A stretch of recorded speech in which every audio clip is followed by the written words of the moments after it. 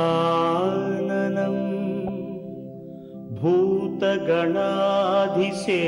भूतगणाधिसेवितं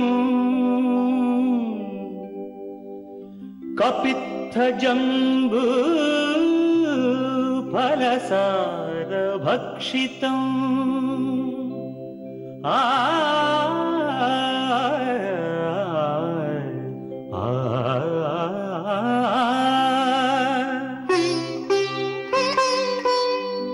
उमासुतं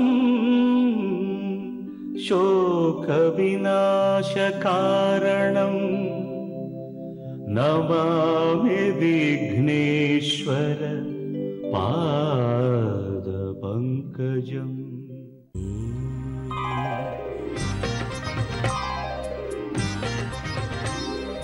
ओम श्रीनिवास ओम श्रीनिवास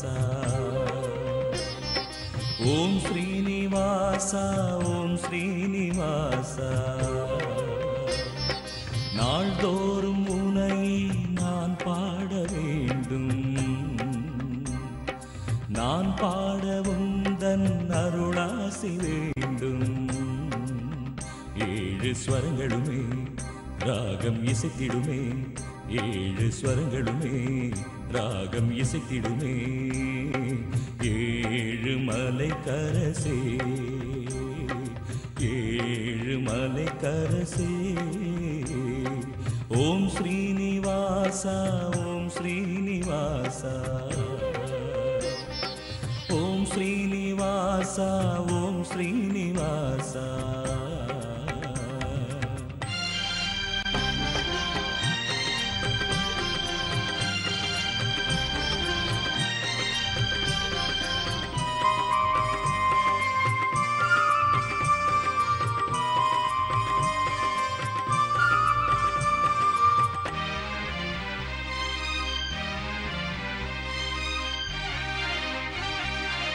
திருவேங்கடம் வருவேனே உந்தன் திருப்பாதமே பணிவேனே திருவேங்கடம் வருவேனே உந்தன் திருப்பாதமே பணிவேனே மலர்மேவிடும் அலர்மேல் மங்கை மணவாளனே ஜெகநாதனே மலர்மேவிடும் அலர்மேல் மங்கை மணவாளனே ஜெகநாதனே அழகான மலைவாசனே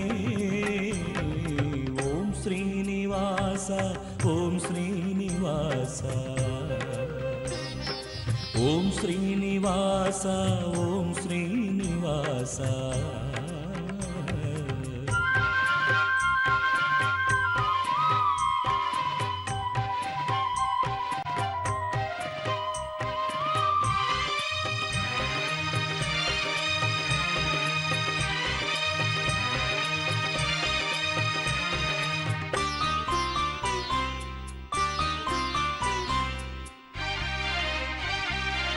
செந்தாமரை கண் கொண்டார் என்றும் சிங்காரமாய் நீ நின்றார் செந்தாமரை கண் கொண்டார் என்றும் சிங்காரமாய் நீ நின்றார் நினைத்தாலுமே துதித்தாலுமே எந்நாளுமே துணையாகுமே நினைத்தாலுமே துதித்தாலுமே எந்நாளுமே துணையாகுமே உன் பாத கமலங்கள்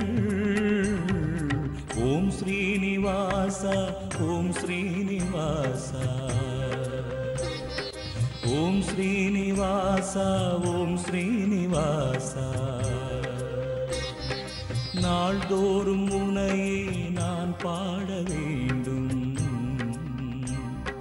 நான் பாடவும் தன் அருளாசி வேண்டும் ஏழு ஸ்வரங்களுமே ராகம் இசைத்திடுமே ஏழு ஸ்வரங்களுமே ராகம் இசைத்திடுமே ஏழு மலை கரசே ஏழு மலை கரசே ஓம் ஸ்ரீனிவாச ஓம் ஸ்ரீனிவாச ஸ்ரீனிவாசா ஓம் ஸ்ரீனிவாசா.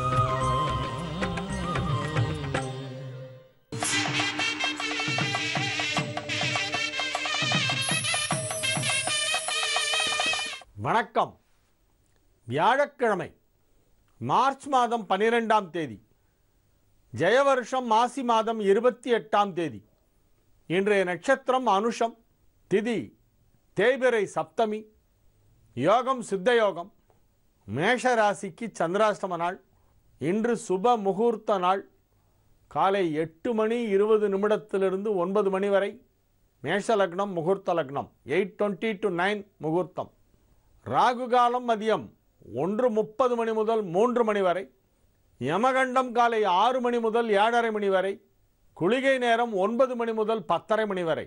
நல்ல நேரம் என்னும் சுப ஹோரைகள் காலை 9 மணி முதல் பகல் 12 மணி வரை, மாலை 4 மணி முதல் 7 மணி வரை, இரவு 8 மணி முதல் 9 மணி வரை.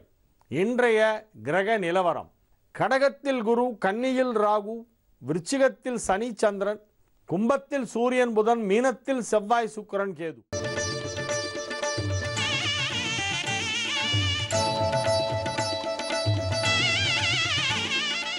மேஷ ராசிக்கு இன்றைய தினம் நாள் முழுவதும் சந்திராஷ்டமம் இருக்கிறது. ஆகவே புதிய முயற்சிகளில் இறங்க வேண்டாம். நிதானமாக பேசுங்கள், கோபத்தை கட்டுப்படுத்துங்கள். பேச்சிலே ஒரு நிதானம் இருக்க வேண்டும். யாகாவார் ஆயினும் நாகாக்க காவாக்கால் சோகாப்பர் சொல்லிழுக்கப்பட்டு இனிய உளவாக இன்னாத குரல் கனியிருப்ப காய்க்க வந்தற்று. கோபப்படாமல் அனைவரோடும் அன்பாக பழக வேண்டும். மறதி சற்று அதிகமாக இருக்கும். இறை வழிபாட்டிலே அதிக கவனம் செலுத்துங்கள். உங்களுடைய இஷ்ட தெய்வம், குலதெய்வம் எல்லாவற்றையும் வேண்டிக் கொள்ளுங்கள். உங்களுடைய கடமைகளை மட்டும் செய்யுங்கள். அன்றாட கடமைகளை மட்டும் அமைதியாக செய்து கொண்டிருக்க வேண்டும். பணம் கொடுக்கல் வாங்கல் போன்றவற்றையெல்லாம் தவிர்ப்பது நல்லது.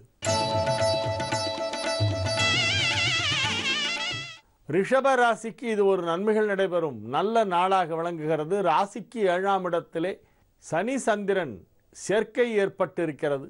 குரு பார்வையிலே அது இருக்கிறது.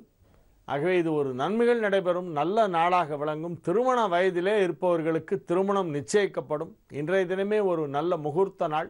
ரிஷபராசியிலே உள்ள திருமண வயதினருக்கு திருமணம் நிச்சயிக்கப்படுகின்ற வாய்ப்பு இன்றைய தினம் மிகவும் சிறப்பாக காணப்படுகிறது. அதிக நன்மைகள் நடைபெறும் நல்ல நாளாக இந்த நாள் விளங்கும். மகிழ்ச்சியான நாள்.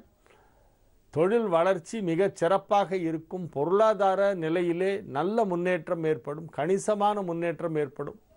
உங்கள் ராசி அதிபதி சுக்கிரன் ராசிக்கு 11ஆம் இடத்திலே உச்சம் பெற்றிருக்கின்ற நாள் இன்றைய தினம். நாளை தினம் அது மாறிவிடுகிறது. 11ஆம் இடமாகிய மீனத்திலிருந்து சுக்கிரன் நாளை மாலை நகர்ந்து 12ஆம் இடமாகிய மேஷத்திற்கு வந்து விடுகிறது. இன்றைய நாள் உங்களுக்கு அதிக நன்மைகள் நடைபெறும் நல்ல நாள். மிதுன ராசிக்கு இது ஒரு மிகச்சிறந்த நன்மைகள் நடைபெறும் நல்ல நாளாக விளங்குகிறது. மிகவும் வலுவான நிலையிலே ராசி அதிபதி 9ஆம் இடமாகிய கும்பத்திலே சூரியனோடு இணைந்திருக்கின்ற காரணத்தினால், புதாதித்ய யோகம் ஏற்பட்டிருக்கின்ற காரணத்தினால் உங்களுக்கு இப்பொழுது நன்மைகள் மிகச் சுலபமாக நடைபெறும். முன்பு மிக கடினமாக முயற்சி செய்து நடக்காத விஷயங்களெல்லாம் இப்பொழுது சுலபமாக நடந்து முடியும். நன்மைகள் அதிக அளவிலே நடைபெறுகின்ற ஒரு நல்ல நாள். திருமண தடை நீங்கும். பொருளாதார ரீதியாக நல்ல வளர்ச்சி ஏற்படும். தொழில் முன்னேற்றம் மிகச் சிறப்பாக இருக்கும். அனைத்து விதமான நன்மைகளும் நடைபெறுகின்ற ஒரு நல்ல நாள். குடும்பத்திலே மகிழ்ச்சி அலை வீசுகின்ற ஒரு நாளாக இந்நாள் விளங்கும். ஆரோக்கியம் சிறந்து விளங்கும். கடக ராசிக்கு இது ஒரு மிகச்சிறந்த நன்மைகள் நடைபெறும் நல்ல நாளாக விளங்குகிறது. ராசி அதிபதி சந்திரன் ராசிக்கு 5ஆம் இடமாகிய விருச்சிகத்திலே அமர்ந்து குருவால் பார்க்கப்படுகின்ற ஒரு மிகச்சிறந்த ஒரு கிரக நிலவரம்.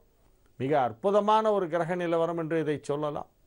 ராசி அதிபதி 5லே, 5 குடைவன் 9லே, 9 குடைவன் ராசியிலே. 5ஆம் இடத்திற்கும் 9ஆம் இடத்திற்கும் குரு பார்வை இருக்கிறது.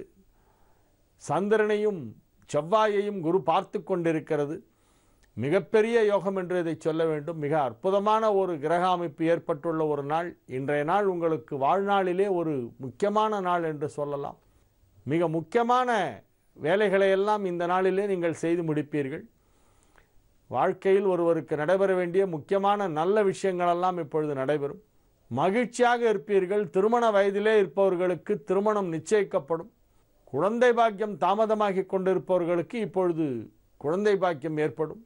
நன்மைகள் அதிக அளவிலே நடைபெறும். உத்தியோகத்திலே மிகப்பெரிய ஒரு உயர்வு ஏற்படும். பதவி உயர்வு ஏற்படக்கூடிய வாய்ப்பு இருக்கிறது. மிகச்சிறப்பான நன்மைகளெல்லாம் நடைபெறுகின்ற மிகவும் யோகமான ஒரு நல்ல நாளாக இந்த நாள் விளங்குகிறது. சிம்ம ராசிக்கு இது ஒரு மிகச்சிறந்த நன்மைகள் நடைபெறும் நல்ல நாள். மிக வலுவான நிலையிலே ராசி அதிபதி சூரியன் ராசிக்கு 7ஆம் இடமாகிய கும்பத்திலே அமர்ந்து ராசியை பார்த்து கொண்டிருக்கிறது. புதனோடு இணைந்து நன்மைகள் அதிக அளவிலே நடைபெறக்கூடிய ஒரு மிகச்சிறந்த நாளாக இந்த நாள் விளங்குகிறது. மிகச்சிறப்பான நன்மைகளெல்லாம் நடைபெறுகின்ற ஒரு நல்ல நாள். மிகவும் வலுவான நிலையிலே கிரகங்கள் அமைந்திருக்கின்றன. ஆகவே மிகவும் மகிழ்ச்சியாக இருப்பீர்கள். தொழில் வளர்ச்சி சிறப்பாக இருக்கும். பொருளாதார நிலையிலே இருந்த சிக்கல்கள் தீரும். தட்டுப்பாடு தீரும். பணம் கொடுக்கல் வாங்கல் சுலபமாக நடைபெறும். வியாபாரிகளுக்கு இது ஒரு மிகவும் நல்ல நாள். நன்மைகள் அதிக அளவில் நடைபெறும் மிகச்சிறந்த நாள். கன்னி ராசிக்கு இது ஒரு மகிழ்ச்சியான நாள். நன்மைகள் அதிக அளவிலே நடைபெறுகின்ற ஒரு நல்ல நாளாக விளங்கும். ராசிக்கு 3ஆம் இடத்திலே இருக்கும் லாபாதிபதி சந்திரனுக்கு குருபார்வை கிடைத்து கொண்டிருக்கிறது. ராசிக்கு 7ஆம் இடத்திலே இருக்கும் தனஸ்தானாதிபதி சுக்கிரனுக்கும் குருபார்வை கிடைத்து கொண்டிருக்கிறது. தன லாபாதிபதிகள் குருபார்வையிலே இருப்பதால் பொருளாதார ரீதியாக மிகப்பெரிய வளர்ச்சி ஏற்படும். வருமானம் பன்மடங்காக அதிகரிக்கும். எதிர்பாராத விதமாக ஒரு சிலருக்கு மிகப்பெரிய தொகை கிடைப்பதற்கு வாய்ப்பு இருக்கிறது. அத்தகைய முயற்சிகள் எதிலும் ஈடுபட்டிருந்தால் இப்பொழுது அது வெற்றிகரமாக நடந்து முடியும். பணம் கொடுக்கல் வாங்கல் மிகச் சிறப்பாக நடைபெறும். சீராக நடைபெறும். வரவேண்டிய பணம் வந்து சேரும். செல்வ செழிப்பு ஏற்படுகின்ற வாய்ப்பு இந்நாளிலே இருக்கிறது. இந்நாளில் நீங்கள் செய்யும் முயற்சிகள் அனைத்தும் வெற்றி பெறும். தொழில் தொடர்பான பயணங்கள் ஒரு சிலருக்கு ஏற்படும். மிகப்பெரிய நன்மைகளெல்லாம் நடைபெறும். குடும்பத்திலே மகிழ்ச்சியான சூழ்நிலை உருவாகும். கல்வி பயிலும் மாணவ மாணவியரின் கல்வி முன்னேற்றம் வெகு சிறப்பாக இருக்கும். அதிக நன்மைகள் நடைபெறும் நல்ல நாளாக இந்நாள் விளங்கும். துலா ராசிக்கு இது ஒரு மிகச்சிறந்த நன்மைகள் நடைபெறும் நல்ல நாள். ராசிக்கு 2ஆம் இடத்திலே சந்திரன் சனி சேர்க்கை ஏற்பட்டிருக்கிறது. ராசி அதிபதி உச்சம் பெற்றிருக்கின்ற ஒரு நாள். நாளைய தினம் உச்ச வீட்டிலிருந்து சுக்கிரன் நகர்ந்து 7ஆம் இடம் வந்து விடுகிறது. இன்று ஒரு நாள் மட்டும்தான் முழுமையாக உச்சமாக இருக்கிறது. மீனத்திலே ராசி அதிபதி சுக்கிரன் உச்சம் பெற்றிருக்கின்ற அற்புதமான ஒரு நேரம். மிகப்பெரிய ஒரு தொழில் வளர்ச்சி ஏற்படுகின்ற ஒரு அற்புதமான ஒரு நல்ல நாள். சுய தொழிலாக இருந்தாலும் சரி அல்லது உத்தியோகமாக இருந்தாலும் அதிலே ஒரு உயர்வு ஏற்படும். மேன்மை ஏற்படும். உங்களுக்கு அதிக முக்கியத்துவம் ஏற்படும். மிகப்பெரிய நன்மைகள் நடைபெறும். மகிழ்ச்சியாக இருப்பீர்கள். பெயர் புகழ் செல்வாக்கு மிக சிறப்பாக இருக்கும். அதிக நன்மைகள் நடைபெறும் நல்ல நாளாக இந்நாள் விளங்கும். விருச்சிக ராசிக்கு இது ஒரு மிகச்சிறந்த நன்மைகள் நடைபெறும் நல்ல நாள். கடகம் விருச்சிகம் மீனம் ஆகிய 3 ராசியில் பிறந்தவர்களுக்கும் இப்பொழுது மிகப்பெரிய நன்மைகள் நடைபெறும். கடகம் விருச்சிகம் மீனம். கடக ராசிக்கு அதிபதியான சந்திரன் விருச்சிகத்தில் இருக்கிறது. விருச்சிக ராசிக்கு அதிபதியான செவ்வாய் மீனத்தில் இருக்கிறது. மீன ராசிக்கு அதிபதியான குரு கடகத்தில் இருக்கிறது. இம்மூன்று கிரகங்களும் தத்தம் வீடுகளுக்கு 5ஆம் இடத்திலே இடம் மாறி அமைந்துள்ள ஒரு மிகச்சிறந்த ஒரு கிரக நிலவரம். ஆகவே மிகப்பெரிய நன்மைகள் நடைபெறும். அது எவ்வளவு பெரிய நன்மைகள் என்பதை வார்த்தைகளால் அளக்க முடியாது. நன்மைகள் என்பதை பொருளாதார ரீதியாகவும் அளக்க முடியாது. பணம் என்பது நன்மைகளை அளக்கும் ஒரு அளவுகோல் அல்ல. மிகப்பெரிய நன்மைகள் நடைபெறக்கூடிய ஒரு நல்ல நாள். ஆகவே இந்நாளிலே உங்களுக்கு நீங்கள் எதிர்பார்க்கும் அனைத்து விஷயங்களும் வெற்றிகரமாக நடந்து முடியும். அவரவர் வயதுக்கேற்ப தகுதிக்கேற்ப இப்பொழுது என்ன வேண்டுமோ அது கிடைக்கும். வேண்டுவது அனைத்தும் கிடைக்கக்கூடிய ஒரு நாள் என்று இந்த நாளை சொல்லலாம். பல வருடங்களாக நீங்கள் இறைவனிடம் பிரார்த்தனை செய்து கொண்டிருக்கும் விஷயங்களெல்லாம் இப்பொழுது நடந்துவிடும். அத்தகைய ஒரு சிறப்பு மிகு நாளாக இந்த நாள் விளங்குகிறது. ஆகவே இத்தகைய நல்ல நேரம் வரும்பொழுது அதை நழுவ விடாமல் சரிவர பயன்படுத்தி கொள்ள வேண்டும். இன்றைய தினம் உத்தியோகத்திலே இருப்பவர்களுக்கு புதிய பொறுப்புகள் வழங்கப்படும். ஒரு சிலருக்கு பதவி உயர்வு கிடைக்கும். அவ்வாறு ஏதேனும் உங்களது அலுவலகத்திலே உங்களுக்கு ஏதேனும் ஒரு நல்ல வாய்ப்பு கிடைத்தால் அதை நழுவ விடாமல் பயன்படுத்தி கொள்ள வேண்டும். இன்றைய தினம் இது ஒரு மிகவும் சிறப்பான நாள். மிகவும் மகிழ்ச்சியான நாள். நன்மைகள் மிக மிக அதிக அளவிலே நடைபெறுகின்ற ஒரு நல்ல நாள். தனுசு ராசிக்கு இது ஒரு மிகச்சிறந்த நன்மைகள் நடைபெறும் நல்ல நாளாக விளங்குகிறது. 8 12ஆம் இடம் சேர்ந்ததால் நன்மை. மிக அதிக அளவிலான தொழில் வளர்ச்சி ஏற்படக்கூடிய ஒரு நல்ல நாளாக இந்த நாள் விளங்குகிறது. நன்மைகள் அதிக அளவிலே நடைபெறும். 9 10 ஆகிய வீடுகளுக்கு அதிபதியான கிரகங்களான சூரியனும் புதனும் 3ஆம் இடத்திலே ஒன்றாக இணைந்து 9ஆம் இடத்தை பார்த்து கொண்டிருப்பதால் பாக்யஸ்தானம் வலுப்பெற்று இருக்கிறது. ஆகவே மிகப்பெரிய பாக்கியங்கள் எல்லாம் இப்பொழுது உங்களுக்கு கிடைக்கும். அற்புதமான நன்மைகள் எல்லாம் நடைபெறும். தொழில், பொருளாதாரம், ஆரோக்கியம், குடும்ப உறவுகள் போன்ற அனைத்தும் சிறப்பாக இருக்கக்கூடிய ஒரு நல்ல நாளாக இந்நாள் விளங்கும்.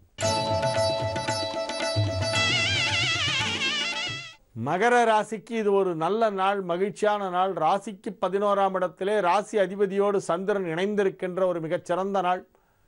ராசிக்கும் குரு பார்வை, ராசி அதிபதிக்கும் குரு பார்வை, சந்திரனுக்கும் குரு பார்வை. மிகச்சிறப்பான நன்மைகள் நடைபெறும் ஒரு நல்ல நாளாக இந்நாள் விளங்குகிறது. உடன் பிறந்தவர்கள் உற்ற துணையாக இருப்பார்கள். தம்பி உடையான் படைக்கஞ்சான் என்று உங்களுக்கு பக்கத்தில் வந்து நிற்பார்கள். சகோதரர்கள் சகோதரிகள் எல்லாம் உறுதுணையாக இருக்கக்கூடிய ஒரு அற்புதமான ஒரு நேரம். குடும்பத்திலே மகிழ்ச்சி அலை வீசும். நன்மைகள் அதிக அளவில் நடைபெறுகின்ற ஒரு நல்ல நாள். மிகச்சிறப்பான நன்மைகள் எல்லாம் நடைபெறுகின்ற ஒரு நாளாக இந்நாள் விளங்கும்.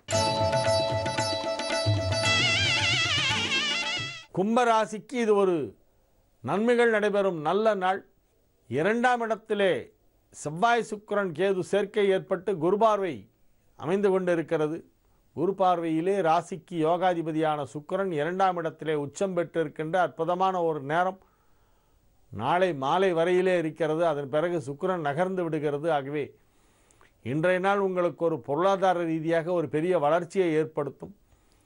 தொழில் மிகச் சிறப்பாக நடைபெறும். தொழில் எதுவாக இருந்தாலும் அதிலே ஒரு பெரிய ஒரு வெற்றி கிடைக்கக்கூடிய ஒரு நாள் என்று சொல்லலாம். பாராட்டுகள் கிடைக்கக்கூடிய ஒரு நாள். தொழில் தொடர்பான அனைத்து முயற்சிகளும் வெற்றி பெறும். உத்தியோகத்தில் இருக்கும் சிலர் தங்களுடைய உத்தியோகத்தை மாற்றிக்கொள்வதற்கு முயற்சி செய்தால் இப்பொழுது அது நடைபெறும். அனைத்து விதமான நன்மைகளும் நடைபெறக்கூடிய ஒரு நல்ல நாளாக இந்நாள் விளங்கும். மீன ராசிக்கு இது ஒரு மிகச்சிறந்த நன்மைகள் நடைபெறும் நல்ல நாள். ராசிக்கு அற்புதமான நிலையிலே 3 திரிகோணங்களிலும் 3 திரிகோணாதிபதிகள் அமைந்துள்ள ஒரு அற்புதமான ஒரு நேரம் நடைபெற்று கொண்டிருக்கிறது. ராசி அதிபதி 5ஆம் இடத்திலே உச்சம், 5 குடையவன் 9ஆம் இடம், 9 குடைய செவ்வாய் ராசியிலே என 1 5 9 ஆகிய வீடுகளுக்கு அதிபதியான கிரகங்கள் தத்தம் வீடுகளுக்கு அடுத்த 5வது இடத்திலே அடுத்த திரிகோணஸ்தானத்திலே அருமையாக அமைந்துள்ள ஒரு மிகச்சிறப்பான ஒரு கிரக நிலவரம் ஏற்பட்டிருக்கிறது. ஆகவே மிகப்பெரிய அளவிலே உங்களது திட்டங்களெல்லாம் நிறைவேறும்.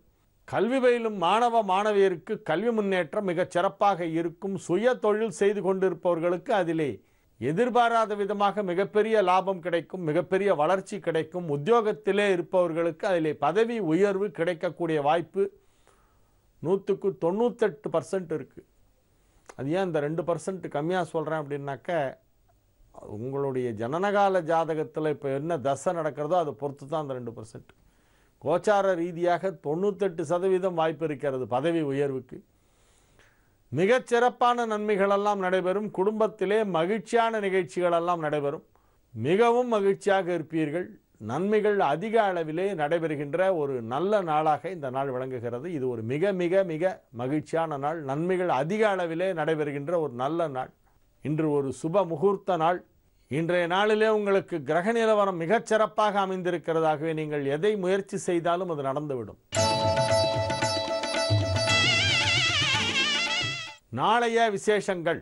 நாளைய தினம் தேய்பிறை அஷ்டமி பைரவர் வழிபாடு செய்யும் நாள். நாளை மாலை அவரவர் தங்களுக்கு அருகிலே இருக்கும் கோவிலுக்கு சென்று பைரவர் சன்னதியிலே வில்வ அர்ச்சனை செய்து கொண்டு வர வேண்டும். வில்வார்ச்சனை செய்ய வேண்டும். வில்வ இலைகளை கொண்டு பைரவருக்கு அர்ச்சனை செய்ய வேண்டும். தேய்பிறை அஷ்டமியில் நாளைக்கு தேய்பிறை அஷ்டமி. நாளைய தினம் மாலை நேரத்தில் பைரவர் வழிபாடு செய்யும் நாள். மீண்டும் நாளைய நிகழ்ச்சியிலே உங்களை சந்திக்கும் வரை உங்களிடமிருந்து விடைபெற்றுக் கொள்வது உங்கள் வழிகாட்டி ஜோதிடர் ஹரிகேசநல்லூர் வெங்கட்ராமன். வணக்கம்.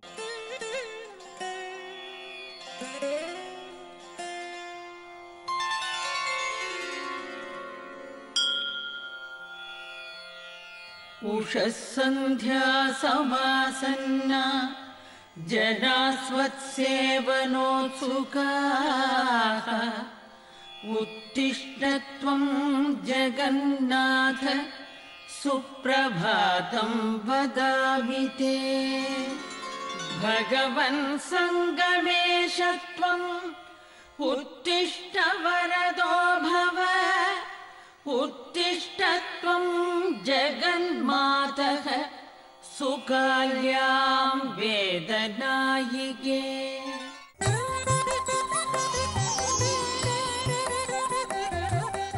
ஜீ தமிழ் தொலைக்காட்சி நேயர்களுக்கு வணக்கம். ஒளிமயமான எதிர்காலம் நிகழ்ச்சி மூலமா ஓம்காரம் பகுதியில் சந்திக்கிறதுல சந்தோஷம். உங்களுடைய வாழ்க்கையில் மேன்மையடைய, உங்களுடைய பிரச்சனைகள் தீர, ஜாதக ரீதியான சந்தேகங்களுக்கு விடை காண யோக ஆஞ்சநேயர் சக்தி பீடம், அனுமன் உபாசகர் ஜோதிட சிம்மம், திருவல்லிக்கேணி சுவாமி கண்ணன் பட்டாச்சாரியா சப்தரிஷி வாக்கியம் மூலம் உங்களுடைய பிரச்சனைகளுக்கு தீர்வு சொல்லுவார். ஸ்ரௌதத்மார்த்தாதிகம் கர்ம நிகிலம் ஏன சூத்ரிதம் தஸ்மை சமஸ்த வேதார்த்த விதே விகணசே நமக. ஓம் கம் கணபதியே நமக. அபராஜித பிங்காட்ச நமஸ்தே ராமபூஜித கிருஷ்ணம் வந்தே ஜெகத்குரும். ஜெயந்தி மங்களாகாளி பத்ரகாளி கபாலினி துர்காஷமா சிவாதாத்ரி ஸ்வகாஸ்வதா நமோஸ்துதே. குரு பிரம்மா குரு விஷ்ணு குருதேவோ மகேஸ்வரக குரு சாட்சாத் பரம்பிரம்மா தஸ்மை ஸ்ரீ குரவே நமக. முதல் நேர் இணைப்பு இருக்காங்க. வணக்கம். ஹலோ வணக்கம், உங்களுடைய பேர் சொல்லுங்க. கயல்விழி அறந்தாங்கில இருந்து பேசுறோம். கைவெளி, நீங்க சொல்லுங்க, யாருக்காக சுவாமிஜி கிட்ட பேசணும்? எனக்காக என் கணவருக்காகவும் கேட்கணும். உங்க ரெண்டு பேருடைய பிறந்த தேதி, ராசி, நட்சத்திரம் சொல்லுங்க கைவெளி. 24/5/1991 கன்னிராசி அஸ்த நட்சத்திரம் எனக்கு. அவங்களுக்கு 20/3/1977 உத்திரட்டாதி நட்சத்திரம் மீனராசி. என்ன சந்தேகம் குறித்து நீங்க சுவாமிஜி கிட்ட பேசணுமா? குடும்ப சம்பந்தப்பட்ட கேள்விகளா இல்ல? கல்யாணம் ஆனதுல இருந்து ஒரே பிரச்சனையாவே இருந்துட்டு இருக்கு. குழந்தையும் இல்லைன்னா நாங்க 2 பேரும் பிரிஞ்சுதான் இருக்கோம். அதான் இப்ப என்ன சேரலாமா இல்ல வீட்டுல எல்லாம் வேண்டான்றாங்க. ஒத்துமையா சந்தோஷமா இருப்போமா வேணாம் இருக்க மாட்டோமா அப்படின்றதுக்கான தெரிஞ்சுக்கலாமேன்னு தான் சுவாமிகிட்ட கேட்போம். கண்டிப்பா கவலைப்படாதீங்க, உங்களுடைய பிரச்சனைகள் எல்லாமே சீக்கிரமா வந்து கண்டிப்பா தீர்ந்துடும். இதற்கான பலன் என்ன அப்படிங்கறத நம்ம சுவாமிஜி கிட்ட சப்தரிஷி வாக்கியம் மூலம் கேட்டு தெரிஞ்சுக்கலாம். சரிங்களா? நமஸ்தே. சொல்லுங்கம்மா, நீங்க பிரிஞ்ச காரணம் என்ன? சும்மா பேச்சுவார்த்தைனால சண்டை வந்தது, அப்படியே பிரிஞ்சு ஊருக்கு வந்துட்டாங்க. இப்ப உங்களுக்கே தெரியும், இப்ப வந்து பிரச்சனை உங்க பேர்ல இருந்து ஆரம்பிச்சதா இல்ல அவர் பேர்ல ஆரம்பிச்சதா சொல்ல முடியுமா? 2 பேருமே தான் அவங்க இதுல இருந்து ஃபர்ஸ்ட் ஆரம்பிச்சாங்க. அப்புறமாடி பிரச்சனையாயி 2 பேரும் பிரிஞ்சாச்சு. அதுக்கு பெரிய காரணங்கள் ஏதாவது இருக்குன்னு சொல்ல முடியுமா இல்ல சாதாரண பேச்சுவார்த்தை தானா? பெரிய காரணம் ஒண்ணும் இல்ல. அவங்க கல்யாணம் பண்றதுக்கு முன்னாடியே அவங்க ஜாதகம் வந்து வேற ஜாதகம் கொடுத்து கல்யாணம் பண்ணிட்டாங்க. சரி. அது தவறான ஜாதகம் கொடுத்து கல்யாணம் பண்ணிட்டாங்க. இப்பதான் அந்த ஜாதகத்தை நான் பார்த்தேன். சரி. அந்த ஜாதகத்தை பார்த்ததுல இருந்து ஒரே பிரச்சனையா இருக்கும், நீங்க இது பண்ண முடியாது அப்படின்னு வீட்டுல எல்லாம் வேண்டான்னு அப்படின்னு சொல்றாங்க. சப்தரிஷி வாக்கியப்படி உங்களுக்கு ஏற்ற இறக்கங்கள் இருக்குமே தவிர நிரந்தர பிரிவு வராது அப்படின்னு வந்துருது. ஜோதிட ரீதியா உங்களுக்கு நிரந்தரமான பிரிவு வராது, ஏற்ற இறக்கங்கள் இருக்கும், மன வருத்தங்கள் இருக்கும்னு சொல்லிடும். பஞ்சாங்கத்தை பார்த்து அவங்க கணிச்சது ஒருவேளை மாற்றி கொடுத்துட்டாங்க நீங்க சொல்றீங்க. அதுல உள்நோக்கம் இருக்கு இல்லைன்னு அவ்வளோ சுலபத்தில் நம்ம முடிவு பண்ணக்கூடாது. எந்த விஷயமும் கண்ணால் பார்ப்பதும் பொய்யா இருக்கும், காதால கேட்கக்கூடியதும் பொய்யா இருக்கும், தீர விசாரிப்பதே மெய்யா இருக்கும். அதனால ஜாதகத்துல வந்து பிரிஞ்சு இருக்கணும்னு சொல்லிட்டு அதனால பிரிஞ்சு இருக்கணும்னு சொன்னா அதை விட முட்டாள்தனம் எதுவுமே இல்லைன்னு சொல்லுவேன். கணவன் மனைவி உறவுன்றது பிரியக்கூடிய உறவே கிடையாது. நீங்க உலக பந்தங்கள்ல பார்த்தா ஒட்டு மாஞ்சடிக்கு தான் விசேஷம் உண்டுன்னுவா. கணவன் மனைவி உறவு எப்படி ஒட்டு மாஞ்சடி அப்படி சொல்றேன்னா, மற்ற உறவுகள்லாம் இரத்த சம்பந்தம் உடையது. இப்போ உங்களுக்கு பிறக்கக்கூடிய குழந்தை இரத்த சம்பந்தம் உடையது, உங்கள் சகோதரன் சகோதரி இரத்த சம்பந்தம், இதெல்லாம் இரத்த சம்பந்தம். ஆனால் கணவன் மனைவி உறவுன்றது ஒட்டு மாஞ்சடி மாதிரி. ஆனால் அதுதான் கடைசி வரைக்கும் உறுதியாக இருக்கக்கூடியது. நீங்கள் உறவுகள்லேயே ரொம்ப நம்ம தர்மசாஸ்திரங்கள் கணவன் மனைவி உறவை ரொம்ப பவித்திரமானதாக சொல்கிறோம். அதனால் அப்படியேப்பட்ட உறவை ஒரு ஜாதகத்தை ஏதோ மாற்றி கொடுத்துட்டான்ற ஒரு காரணத்தை நீங்கள் சொல்லி நீங்கள் உடைக்கிறதுன்றது பிரிஞ்சு இருக்கிறதுன்றது அவ்வளோ விசேஷம் இல்லை. ரெண்டாவது விஷயம், நீங்கள் சாதாரணமாக பார்த்தீங்கன்னா 4 நாள் உங்கள் நண்பரோட தொடர்ந்து பேசும்போதே உங்களுக்கு பிரச்சனை வரலாம், கருத்து வேறுபாடு வரலாம். கணவன் மனைவின்றது ஒரே வீட்டில் உண்டு உறங்கி வாழும் பொழுது கருத்து வேறுபாடு வர்றதும் சகஜம். ஒருவேளை நீங்கள் வேகமாக கேட்கும் பொழுது அவரோட பதிலும் வேகமாக வரலாம். ஆனால் இதை நீங்கள் நிதானமாக தீர ஆராய்ந்து பார்க்க வேண்டிய விஷயம். நீங்கள் என்ன பண்ணியிருக்கணும்னா, ஒரு நல்ல ஜோதிடர்கிட்ட போய் இவர் ஏன் மாற்றி கொடுத்தாருன்னு அவரை வச்சுட்டே கேட்டிருக்கலாம். இல்லை பழைய ஜாதகத்துக்கும் புதிய ஜாதகத்துக்கும் என்ன விதமான வித்தியாசம் இருக்குன்னு நீங்கள் பேசியிருக்கலாம். ஆனால் அதெல்லாம் விட்டுட்டோம். நீங்கள் வாக்குவாதத்தை வளர்த்தது வந்து சரி கிடையாது. அதனால் இந்த ஜாதகத்தை மாற்றி கொடுத்தாருன்ற விஷயத்தை விட்டுருங்க. இதை வந்து ஒரு பெரிய இஷ்யூவாக எடுத்துக்க வேண்டாம். படித்த படிப்பு சர்டிஃபிகேட் அவர் மாற்றலை, ஜாதகத்தை மாற்றி கொடுத்துருக்காரு. இன்றைக்கி கூட பார்த்தீங்கன்னா கையில் எழுதின ஜாதகத்துக்கும் கம்ப்யூட்டரில் கணிக்கிற ஜாதகத்துக்கு கூட வித்தியாசம் இருக்குதுன்னு நம்ம சொல்கிறோம். அதனால் இந்த ஜாதக கட்டத்தை தூக்கி அந்த விஷயத்தை தனியாக வச்சுடுங்க. இப்போ சொல்ல போகிற எளிய பரிகாரத்தை செய்யுங்க. முதல்ல உங்களுக்கும் மனமாற்றம் வரட்டும். செய்கிற பரிகாரத்தால் உங்கள் மனமும் மாறட்டும், அப்புறம் அவரோட மனமும் மாறட்டும். 2 பேரோட மனமும் மாறும், வாழ்க்கை மணக்கும். அதனால் நீங்கள் என்ன பண்ணுறீங்க, நீங்கள் வந்து ஒரு சந்தனம், அரைச்ச சந்தனம் வாங்கி பூஜை அறைகளை வச்சுட்டோ காமாட்சி படம் வச்சு நீங்கள் அபிராமி அந்தாதி 100ஐயும் தினம் ஒரு அபிராமி அந்தாதி ஸ்தோத்திரத்தை சொல்லிட்டு வாங்க. 100 அபிராமி அந்தாதி இதையும் 100 நாள் தொடர்ந்து சொல்லுங்கள். தீட்டு காலங்களில் 3 நாள் 4 நாள் விட்டால் தவறில்லை. இந்த 100 ஸ்லோகமும் பாராயணம் பண்ண பிறகு அந்த சந்தனத்தை மறுபடியும் எடுத்து பன்னீர் விட்டு குழைச்சி அதில் கொஞ்சம் ஜவ்வாது சேர்த்து திலகம் வச்சுக்கோங்க. உங்கள் கணவரோட பேச்சுவார்த்தை நடத்துங்க. கட்டாயம் நீங்கள் நிரந்தரமாக சேர்ந்துருப்பீங்க. வேறு பிரிவுகள் வராது. இந்த சின்ன விஷயத்தை எடுத்து போட்டுருங்க. காலில் குத்துனா முள் மாதிரி தான், அவ்வளோதான். அதை நீங்கள் எடுத்து போட்டுட்டிங்கன்னா அதுக்கு மருந்து கூட போட வேண்டாம். இதை இப்போ அபிராமி அந்தாதி மட்டும் சொல்லுங்கள். காமாட்சியை தியானம் பண்ணுங்கள், வழிபாடு பண்ணுங்கள். உங்கள் வாழ்க்கை மணக்கும், மன வாழ்க்கை மணக்கும். வேறு பரிகாரம் வேண்டாம். நம்புங்கள், நல்லதே நடக்கும்.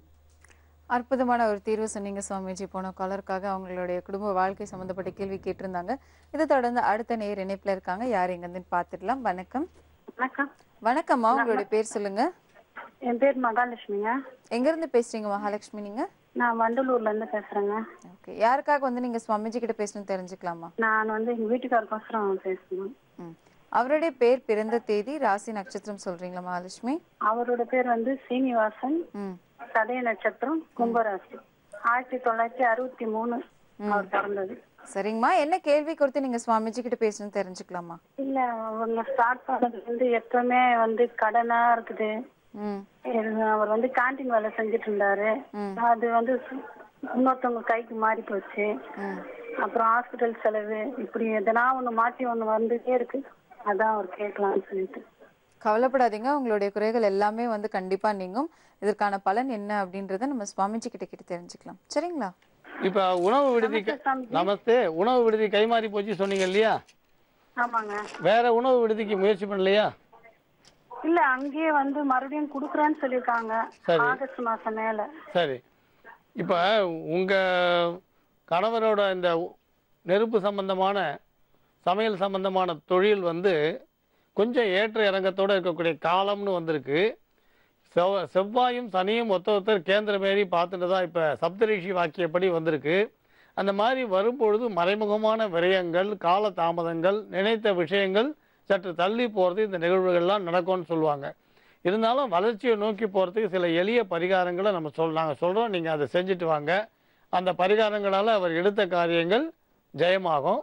இப்போ வந்து ஒரு செவ்வாய்க்கிழமை அன்னைக்கு உங்களுக்கு அங்கார பகவானுக்கு உங்களுக்கு அர்ச்சனை பண்ணுங்கள். அங்கார நவகிரகத்தில் செவ்வாய்க்கு அர்ச்சனை பண்ணுங்கள். பண்ணிவிட்டு அந்த சன்னதியில் சிவப்பு கரை போட்ட வஸ்திரம் தானம் பண்ணுங்கள்.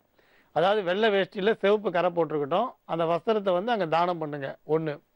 2வது, இப்போ நாங்கள் ஒரு அஞ்சனம் வந்து செய்து காட்டுறோம். இப்போ நீங்கள் ஒரு காரியமாக போனீங்கன்னா ஏற்கனவே சொல்லியிருக்கோம். இப்போ நம்ம ஒரு வேலையாக போனால் என்ன பண்ணுறோம்? சில பரிகாரங்களை பண்ணுறோம். இப்போ போகிறோம், இஷ்ட தெய்வத்தை பிரார்த்தனை பண்ணுறோம், பிள்ளையாருக்கு சூர தேங்காய் உடைக்கிறோம். சில பேர் ஆஞ்சநேயர் சுவாமி மேலே நம்பிக்கை உள்ளவர்கள் ஆஞ்சநேயர் சுவாமிக்கு வடமாலை சாத்தி வெத்தலை மாலை சாத்தி வழிபாடு பண்ணுறோம். சிலர் துர்கை மேலே ஒரு தீவிரமான பக்தி உள்ளவர்கள் அந்த துர்கா தேவி வழிபாடு பண்ணிட்டு போகிறோம். இப்படிலாம் செய்யும் பொழுது சிலர் பார்த்து என்ன பண்ணுவோம்னா, சுவாமி பிரசாதம் சந்தனம் வச்சுக்கிறோம், குங்குமம் வச்சுக்கிறோம். அதேமாதிரி இந்த அஞ்சனம்னு கேள்விப்பட்டிருப்பீங்க. இப்போ நிறைய இதில் பார்த்தீங்கன்னா இந்த அஞ்சனம்னு எல்லாரும் சொல்வா. இந்த அஞ்சனத்தை வந்து நீங்கள் உபயோகப்படுத்துங்க, பலன் கிடைக்கும்னு. இப்போ நான் சொல்ல போகிறது, நீங்களே பண்ணி இந்த அஞ்சனத்தை வந்து நீங்கள் யாராவது ஒருத்தர்கிட்ட உதவி கேட்டு போகும் பொழுதோ, பிரச்சனைகளை தீர்க்க போகும் பொழுதோ, கோர்ட்டு வழக்கு சண்டை சச்சரவுகள் தீர்க்கறதுக்காக போகும் பொழுதோ, கணவன் மனைவி உறவுகளிடையே சண்டை இருந்தாலும் சச்சரவு இருந்தாலும் அல்லது விலகி போயிருந்தாலும் பேச்சுவார்த்தையில் சுமூகமாக தீர்றதுக்கும் இப்போ சொல்ல போகிறது பலன் தரும். இது வந்து நல்ல விஷயம். இது வந்து நல்ல விஷயம். இப்போ நீங்கள் வந்து இந்த இருமல் சிறப்பு சாப்பிட்டா தூக்கம் வரும். ஆனால் உங்களுக்கு வந்து போதைப் பொருள் சாப்பிட்றவங்களுக்கும் தூக்கம் வரும். ஆனால் இருமல் சிறப்பு நல்லது. அதே மாதிரி இப்போ சொல்ல போகிற இந்த அஞ்சனம் வந்து கெடுதி கிடையாது. எல்லாரையும் அன்பால் இணைக்கக்கூடிய ஒரு பாலம் போன்றது. இது வந்து மற்றவங்களை நம்மக்கிட்ட வசப்படுத்தும். அதே நேரத்தில் பக்தியோடு செய்யக்கூடியவர்களுக்கு நல்ல பலனை கொடுக்கும். இதுக்கு எந்த விதமான பயப்படும்படியான ஒரு பிரச்சனைகளும் இதில் கிடையாது. இதனால் இந்த அஞ்சனம்ன்றது என்ன, இப்போ இது நீங்கள் மட்டும் இல்லை, யாருக்கு கோர்ட்டு வழக்கு இருக்கோ, இப்போ நீங்கள் யாருக்கிட்டையாவது கடனோ இல்லை பண உதவியோ கேட்டு போனாலும் நியாயமான கோரிக்கை எதுவாக இருந்தாலும் இப்போ செய்ய போகிற அஞ்சனத்தை புருவத்திலேயோ அல்லது சிரசிலேயோ ஒரே நடு விரலால் நீங்கள் தடவிட்டு போகலாம், காரியம் ஜெயமாகும். இப்போ அஞ்சனம்னு சொல்லும்பொழுது வசிய மை அப்படின்னு கேள்விப்பட்டிருப்பீங்க. இது வந்து பார்த்தா பாதாள அஞ்சனம்ன்றது தனி, ரெக்கைன்னு சொல்லப்பட்டது தனி, அஞ்சனம்னு சொல்லப்பட்டது தனி, வசிய மை அப்படின்னு சொல்லப்பட்டது தனி. இது ஒன்றுக்கு இருக்கக்கூடிய வித்தியாசத்தை இன்னும் அடுத்தடுத்து வரக்கூடிய இதில் உங்களுக்கு செஞ்சு காட்டுறோம். இப்போ காட்ட போகிறது அஞ்சனம்னு சொல்லக்கூடியது. இந்த அஞ்சனம்ன்றது உங்களுக்கு வெட்டி வேரும் கோரோசனையும் கலந்து செய்யக்கூடிய ஒரு பொருள். இந்த அஞ்சனத்தை நீங்கள் பாருங்கள் எப்படி பண்ணணும், எப்படி பயன்படுத்துறது, ரெண்டுமே இப்போ நம்ம நிதானமாக உங்களுக்கு விளக்கமாக சொல்கிறோம். எல்லாருக்கும் இது பலன் தரும்.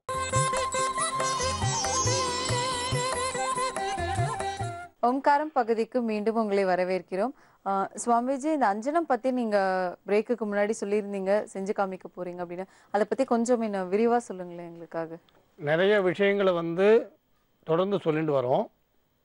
முதல்ல சொன்ன மாதிரி ரட்சைன்றது நீங்கள் தர்பையிலேருந்து எடுக்கக்கூடியதை நீங்கள் பொதுவாக யாகசாலை ஹோமங்கள் பண்ணுற இடம், யாகங்கள் நடத்துகிற இடத்துல பார்க்கலாம். ஆண் தர்ப்பம் பெண் தர்ப்பம் அதெல்லாம் உண்டு. அதெல்லாம் உங்களுக்கு பிரம்ம கூர்ச்சங்கள்லாம் போட்டு அதுக்கப்புறம் யாகங்கள் முடிஞ்ச பிறகு அந்த யாகாக்னிலேருந்து எடுப்பான். அது ரக்ஷைன்னு பொதுவாக சொல்லுவாள், நீங்கள் பார்த்துருப்பீங்க. ஆனால் நிறைய பூஜை பண்ணக்கூடிய உபாசகர்கள்லாம் மை அஞ்சனம் அப்படிலாம் சொல்லுவாள். நிறைய ஜால வார்த்தைகளை பயன்படுத்துவாள். அது என்னன்னு உங்களுக்கு ஒரு குழப்பம் இருக்கும். அது தெளிய வைக்க தான் இப்போ சொல்கிறோம். ஒதிய பிசின் சரக்கொன்ற மரத்தோட பிசினை வச்சு பாதாள அஞ்சனம் பண்ணுறது உண்டு. அதே மாதிரி உங்களுக்கு தலைச்சம்புள்ளன்னு ஒரு பெரிய ஒரு இது இருக்குது, கற்பனை. இந்த தலைச்சம்புள்ள மண்டை ஓட்டிலேருந்து மை எடுக்கிறா, தலைச்சம்புள்ள மண்டை ஓட்டிலேருந்து மை எடுக்கிறான்னு இருக்கு. பிள்ளைன்னு கிராமத்தில் போய் சொன்னீங்கன்னா தென்னம்பிள்ளையை தான் குறிக்கும். இந்த பொதுவாக வந்து தமிழ் சித்தர் பாடல்களில் தவறாக அர்த்தம் புரிஞ்சுட்டு மக்களை வந்து தவறாக வழிகாட்டக்கூடியவர்கள் நிறைய. இப்போ நீங்கள் பார்த்தீங்கன்னா ஆணவணங்கின்னுவான். ஆணவணங்கினா பெருசாக இருக்கும். நெருஞ்சி முள்ள ஆணவணங்கின்னு ரகசியமாக குறிப்பிடுவான். நெருஞ்சி முள்ள ஆணவணங்கி, அதாவது யானை வந்து அந்த நெருஞ்சி முள்ளுக்கு பயப்படுமா. ஆள் மடக்கின்னுவான். ஆள் மடக்கினா அது ஏதோ பெரிய ஒரு விருட்சம் மாதிரி நம்ம குறுக்க போனால் மடக்கம் நினைப்பான். கிராமத்தில் போனீங்கன்னா நாயிருவி வந்து நம்ம வேட்டியை பிடிச்சி இழுக்கும், ஆள் மடக்கின்னு சொல்லுவான்.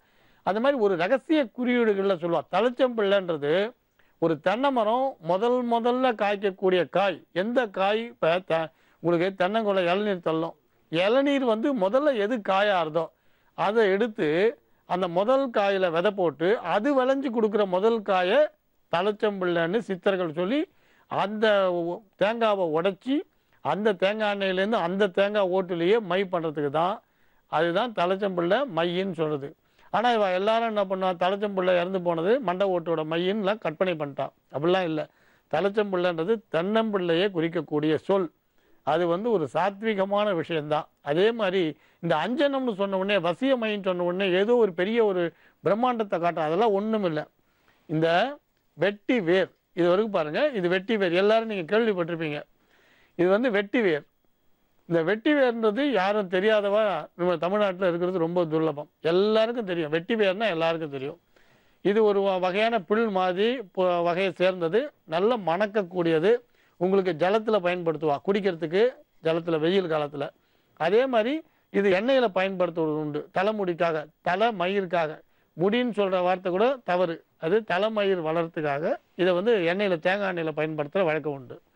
இப்போ இதை பலவிதமான உபயோகங்கள் உண்டு. ராஜா காலத்தில் இதில் வந்து பாய் மாதிரி கட்டி வெயில் காலத்துக்கு பயன்படுத்துவா.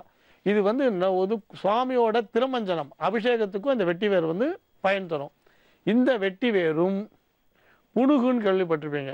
அதாவது என்னன்னு கேட்டிங்கன்னா புணுகுன்னா நீங்கள் இது வந்து நீங்கள் அந்த பூனை வகையில் இதுவும் ஒரு பூனையில் புணுகு பூனைன்னு கேள்விப்பட்டிருப்பீங்க. இந்த புணுகு பூனையிலேருந்து வரக்கூடியது இது கழிவு. இது வந்து புணுகுன்னு பேர். இதை வந்து பூஜைகளுக்கு பயன்படுத்துவா, சுவாமி பூஜைகளுக்கும் பயன்படுத்துவது உண்டு, மாந்திரிக பூஜைகளுக்கும் பயன்படுத்துவா. புணுகு, இந்த வெட்டி வேர், இந்த ரெண்டு விஷயம். மூணாவது இலுப்பை எண்ணெய். இங்கே இருக்கிறது பாருங்கள், எண்ணெயில் வந்து இலுப்பை எண்ணெய். உங்களுக்கு நல்லெண்ணெய் வேப்ப எண்ணெய்லாம் கேள்விப்பட்டிருப்பீங்க. இது வந்து இலுப்பை எண்ணெய்ன்னு சொல்லுவாள். இந்த இலுப்பை எண்ணெய் இதுக்கப்புறம் வந்து இந்த பஞ்சித்திரி. ஏன் இதெல்லாம் இந்த பொருளை பயன்படுத்தணுன்றது பின்னால் சொல்கிறோம். இது வந்து பஞ்சித்திரி. இப்போ இதை வச்சு தான் நமக்கு வந்து இந்த அஞ்சனம்னு பண்ணுறது. இந்த அஞ்சனம் பண்ணதுக்கப்புறம் அதை எந்த விரலால் எடுக்கணும், அதை எப்படி பத்திரப்படுத்தி வைக்கணும், அதை எப்படி நம்ம உபயோகப்படுத்தணுன்ற பற்றி இப்போ நம்ம விரிவாக சொல்ல போகிறோம். இப்போ இந்த விளக்கு பார்த்தீங்கன்னா பித்தளை விளக்கு. இரும்பு விளக்கு பயன்படுத்தக்கூடாது, பீங்கான் போன்ற விளக்கு பயன்படுத்தக்கூடாது. அதுமாதிரி செயற்கையான பொருளில் பண்ண பொருட்களில் இந்த விளக்கேற்ற பயன்படுத்தக்கூடாது. பொதுவாக பித்தளை, செப்பு, மண், பஞ்சலோகம், வெள்ளி இந்த மாதிரி விளக்கில் தான் நம்ம பயன்படுத்தணும். இதில் மண் விளக்கை இங்கே ஏன் நான் குறிப்பிடலைன்னு கேட்டிங்கன்னா, நீங்கள் மண் விளக்கு பண்ணும்பொழுது அந்த மண் விளக்கை குயவர்கள் வந்து மண்ணில் பண்ணும்பொழுது அந்த விளக்குக்குள்ளே உங்களுக்கு வந்து முடியோ நகமோ இருந்து அப்படியே அதை சுட்டு விளக்காக கொடுத்தால் அந்த விளக்கை பயன்படுத்தி செய்யக்கூடிய இந்த பூஜா முறைகளில் கொஞ்சம் பலன் வந்து ஒரு 50% குறைஞ்சிடும்னு கூட சொல்லலாம். அதனால் இந்த மாதிரி பொதுவாக இந்த பஞ்சலோக காமாட்சி விளக்கை நம்ம பயன்படுத்திக்கலாம். அதே மாதிரி சில பிரயோகங்களுக்கு தான் வேப்ப எண்ணெயை பயன்படுத்துறது, நல்லெண்ணெயை பயன்படுத்துறது, பசு நெய்யை பயன்படுத்துறது. இதுக்கு இலுப்பை எண்ணெய் நல்லது. அது எதுக்குன்னு கேட்டிங்கன்னா, அந்த பஞ்சுத்திரியில் இலுப்பை எண்ணெயை விட்டுடணும். அதான் இந்த விளக்கை வந்து எரிய வைக்கிறதுக்காக இலுப்பை எண்ணெயை விட்டுடணும். இது வந்து சாதாரண நூல் ஏதாவது போட்டு அது கருகித்துனா அதுலேருந்து எடுக்கும்பொழுது அதுலேயும் பலன் குறையும். அதாவது நீங்கள் ஏற்றுற விளக்கு திரி வந்து புகையோடு எரிந்தால் உங்களுக்கு வந்து அதுக்கும் வந்து பலன் குறையும். அதனால் பெரும்பாலும் இதுக்கு வந்து பொதுவாக பஞ்சுத்திரி விசேஷம். இப்போ இந்த விளக்கில் வந்து பார்த்தீங்கன்னா தாமரத்தண்டு நூல் பயன்படுத்துறது உண்டு, பருத்தி நூல் பயன்படுத்துறது உண்டு, பஞ்சு திரி பயன்படுத்துறது உண்டு. சில மாந்திரிக பிரயோகங்களுக்கு தான் இந்த கருப்பு திணி, சிவப்பு திணி அப்படிலாம் பயன்படுத்துவா. 5 கலர் நூலை பயன்படுத்துவா. ஆனால் அதெல்லாம் இப்போ அவசியம் இல்லை. இந்த பஞ்சு திரியை மட்டும் நீங்கள் பயன்படுத்தலாம். இந்த பஞ்சு திரியை பயன்படுத்தி முதல்ல இதை வந்து நம்ம ஏற்றிட வேண்டும். விளக்க இந்த பஞ்சு திரி விளக்கை நம்ம ஏற்றிக்கிறோம்.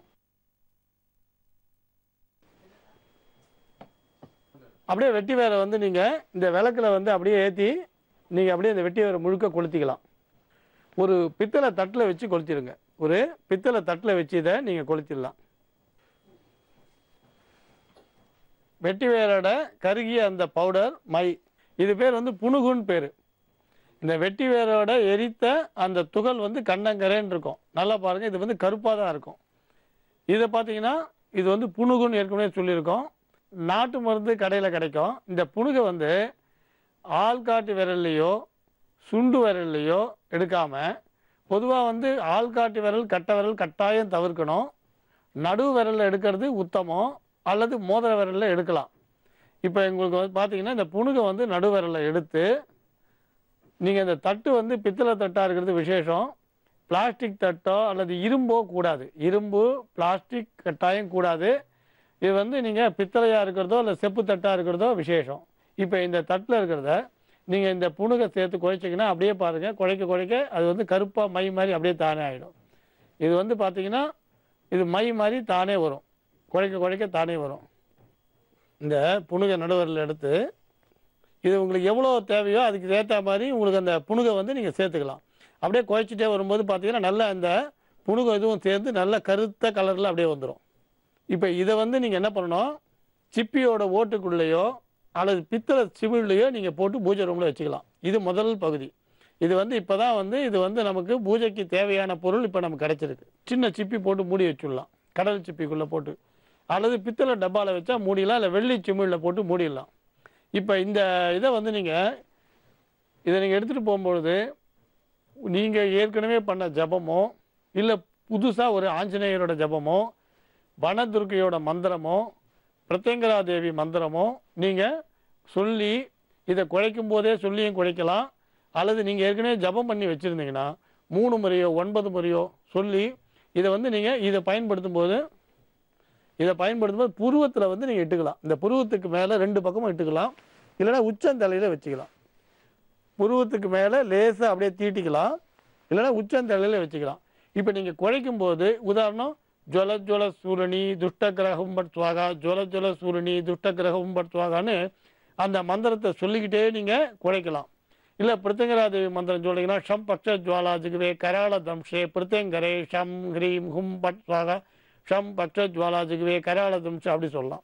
இல்லை ஆஞ்சநேயர் மந்திரம் சொல்றீங்கன்னா அபராஜித பிங்காட்சா நமஸ்தே ராம பூஜிதா, அபராஜித பிங்காட்சா நமஸ்தே ராம பூஜிதா, அந்த மந்திரங்களை சொல்லி சொல்லி நீங்கள் பண்ணலாம். அதுவும் இல்லையா, நீங்கள் துர்கே துர்கே ரக்ஷிணி ஸ்வாகா, துர்கே துர்கே ரக்ஷிணி ஸ்வாகா அப்படி உங்களுக்கு இஷ்ட குலதெய்வ மந்திரத்தை இந்த மந்திரத்தை சொல்லி, இல்லை ஏற்கனவே ஜபிச்ச மந்திரத்தை சொல்லி நடுவு விரலால் புருவத்து மேலே தடவிக்கிறதோ அல்லது உச்சந்தலையில் வைக்கிறதோ நல்லதுன்னு சொல்லுவோம்.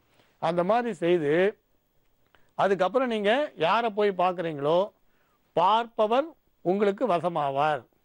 நீங்கள் அந்த மாதிரி செய்யும் பொழுது நீங்கள் என்ன காரியமாக செய்கிறீங்களோ அதை மனசில் நினச்சிக்கணும். இப்போ உதாரணம் ஒரு சத்ரு மித்ருவானம்னா அவரை மனசில் நினச்சி அவர் உங்களோட சகஜமாக பேசுகிற மாதிரி ஒரு கற்பனையில் நினச்சிட்டு இதை பயன்படுத்தி நேரில் போனீங்கன்னா கட்டாயம் உங்களுக்கு அவர் வசப்படுவார், நல்ல விதமாக பேசுவார். ஆனால் முதல்லயே சொல்லியிருக்கோம், எந்த விஷயமும் தர்மத்துக்கு உட்பட்டதாக இருந்தால் மாத்திரமே நல்லது.